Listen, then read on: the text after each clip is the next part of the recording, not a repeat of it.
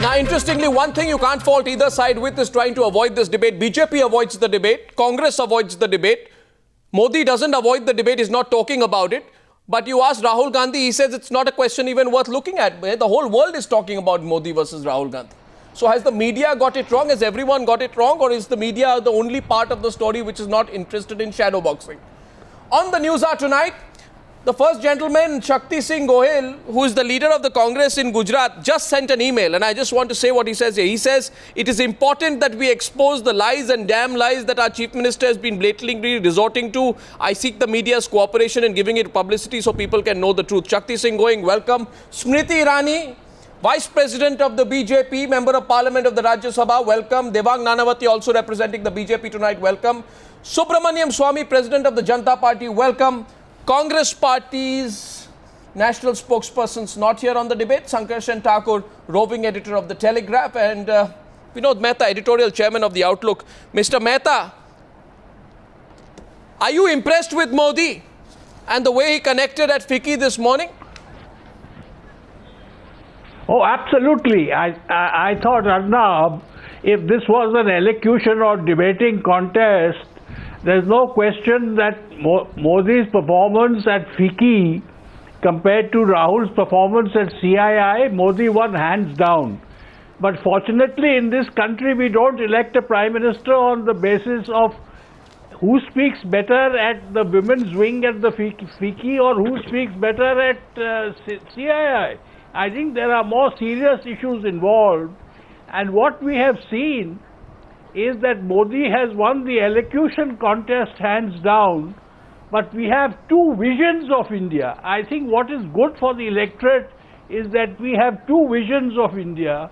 One is the free market capitalism vision, which Mr. Modi enunciates, and there is the inclusive vision which the Congress or Rahul Gandhi enunciates, in which you have to carry everybody along. So this Mr. Modi stands for laissez-faire capitalism. Congress stands for the third way. Now you choose which is the best, but I think there's a clear choice. Is that the choice? I'm very grateful for the fact. Is that the choice, or is that the choice that you have presented the people of the country with your interpretation? Smriti, is that the choice? Socialism versus free market? Inclusive versus exclusive, as Mr. Mehta describes it? The benevolent Vinod Mehta today describes the CII speech in such a manner as though some very profound statements and policies and ideas came out of the mouth of the Vice President of the Congress Party. In fact, I think the Congress would have gained a lot if Mr. Mehta had delivered that speech instead of Rahul Gandhi. I think why you having this discussion tonight, Arnab, is because it is fascinating that here is a Chief Minister who has had a proven record in terms of governance, in terms of development, and you are trying to in a debate pitch him against a gentleman who has yet to discover what India is all about. I think that when that comparison is made, it's extremely unfair to a leader who has, like I said, had a proven track record in terms of governance. With regards to the elocution contest that Mr. Mehta refers to, it has been the country's misfortune, Mr. Mehta, that many people have been so fascinated by dynasty that they would rather support dynasty than a leader that has come from the grassroots, than a leader who has won the popular mandate. Why you as an individual choose to support dynasty is a question that is for you to deal with. I think what is becoming interesting in the public sphere today is that people at large in this country are recognizing one thing about the leadership of Narendra Modi, which is paying obeisance to the fact that this is a nation of ideas where people have solution. All they need is a government to facilitate it, vis-a-vis a Rahul Gandhi who tells you that if you're looking for solutions, don't come to me, and includes that don't Two hands go up. Prime Minister. Two hands go up. Vinod Mehta, rebat, Sankarshan after that. Vinod Mehta very briefly and then Sankarshan. Arnab, I am not recommending dynasty, and I am not putting down Mr. Narendra Modi.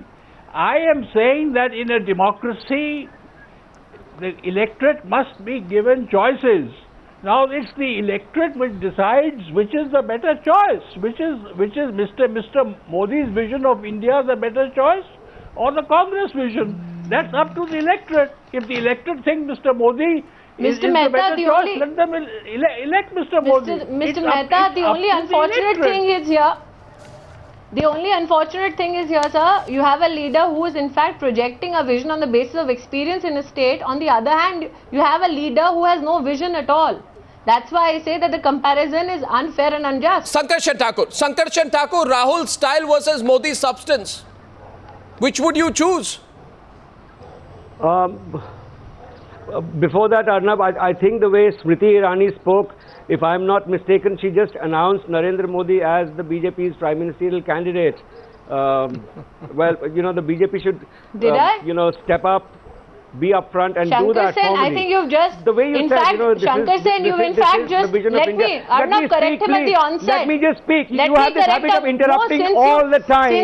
Let me since- just speak. Please, my if you're opinion. mis- No, one sec. if you're Smriti, 1 minute. misrepresenting facts Smriti, let allow him me to explain. interject for you. No, 1 minute. Let him explain. Misrepresenting facts deliberately Let him finish. Arnab, Smriti, let him finish. Smriti, I request you, he's let him finish. misrepresenting facts on my behalf. Allow me to correct Yes, him at the onset. Terrible. Sure. Complete your point. 1 second. Sankarshan. Unless you want Shankar Sen to Please just do dole not out lies interrupt on my me. behalf. You can Smriti have your Irani, say 1 minute. later. Listen to him. Yeah, go ahead.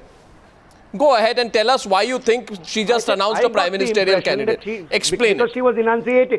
Because she was enunciating Modi's vision of India. I thought she was speaking of him as the future prime ministerial candidate. The BJP should step up and do that.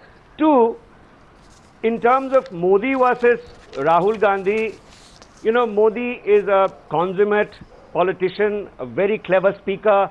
We saw him at SRCC, we saw him here. He knows his audience, he speaks according to his audience. Rahul Gandhi meanders, he blunders. We know who stands where in this comparison, but this is not a presidential election. Rahul Gandhi does not match up to Modi. This is not a comparison worth looking at. To Modi in terms of rhetoric, in terms of... Yeah. Of course not. No, it is not. Because Modi is a very consummate politician. He comes prepared. He's clever. And he... So everyone's got it wrong, Sankarshan? No, 1 minute. Sankarshan. One minute. Sankarshan. So basically you are saying as a media person, you yourself are saying media has got it wrong. The blame is the media.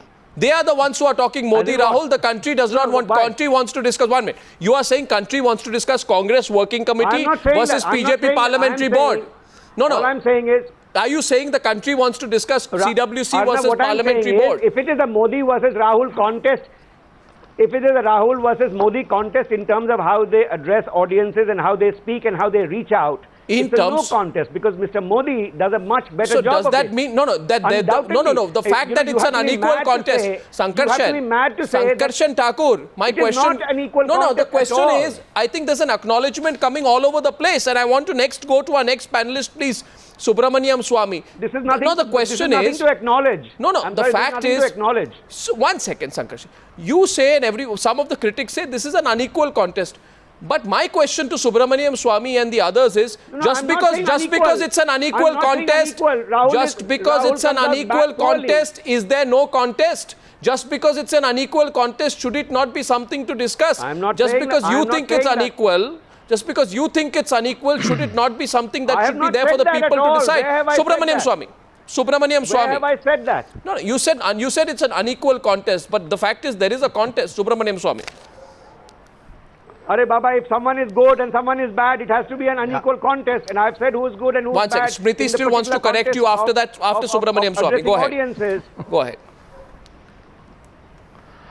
Well, first of all, neither Modi nor Rahul Gandhi have been declared officially by their respective parties to be the candidate for Prime Minister. Both of them both BJP and Congress are part of a coalition, and what happens in the end, it's something of speculation. But there is some truth in the fact that this media has sort of tried to zero in or railroad a contest between Modi and Rahul Gandhi, and I think nothing could be happier for those of us who like Modi and like to see him come forward, because there's not a question of unfair contest or unequal contest. There is no contest. You see, just look at the important issues that will count in the election. First is on experience. There's no question, after being elected 3 times, being chief minister for such a long reign, that Modi has got the experience, and this Rahul Gandhi has no experience whatsoever worth the name. Modi has achieved a lot, and it has been acknowledged by almost everybody around the country and even in most parts of the world. Whereas Rahul Gandhi is a total novice. Then Modi is a grassroots man. He's come from the grassroots, while Rahul Gandhi is a pure air-conditioned dynasty figure who has been propped up because of birth and nothing else. Right. Then you look at Modi's style, is informal. He speaks extempore. Wonderful. Rahul Gandhi speaks from a script, and there also he gets it wrong. He So, says, Mr. Swami, Dr. Rani Swami, ki are you Jhansi saying... instead of Jhansi ki Rani. No, Dr. Swami. And finally, let me finish. I am saying that Modi appears as an Indian and Rahul looks like a foreigner. No, that's your perception. And all these That's are going to have a perception. huge impact in favor of Modi. No, how one looks and all that, I don't know, Mr. Subramanian. That's your very subjective view, which I don't understand. I will not ask you to elaborate on that, who looks like What do you expect me to come here and give you an objective view? I am here to give you my view. Dr. Based on my Subramanian Swami, experience. I am simply making a more limited point. You have elaborated that the ways in which Narendra Modi gives the BJP a competitive edge. If Narendra Modi gives the BJP... There's between sky and the deep sea. Wonderful. There's no question of competitive edge. Wonderful. So if you get, obviously it's you get a competitive edge, then why would you not pick up the person and make him your prime ministerial candidate? It's not in my hands. The BJP has to select it. If his name is proposed, I'll welcome it fully as a member of the NDA. Okay, now Devang Nanavati, before I come to you, Shakti Singh Gohil says, let's talk about the specifics of what Narendra Modi said in his speech today, which, by the way, 11 o'clock, once again, we are going to show the whole speech. Both speeches teeming with metaphors, both speeches highlighting human stories.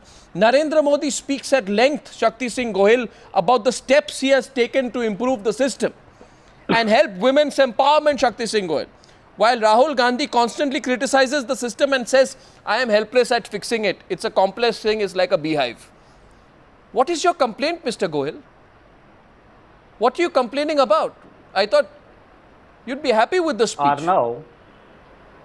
Arnav, there is a vast difference between reality and oratory. One can speak so many things, but in a democratic country like us, at least people expect truth from the person who is sitting on a ministerial chair. What is the lie? Here I have sent you an email, the official document. No, you mentioned lie by document. No, what are you saying? You're saying he's lied. Mr. Modi you're has saying he's said, lied at today's FICCI speech. Are you saying that?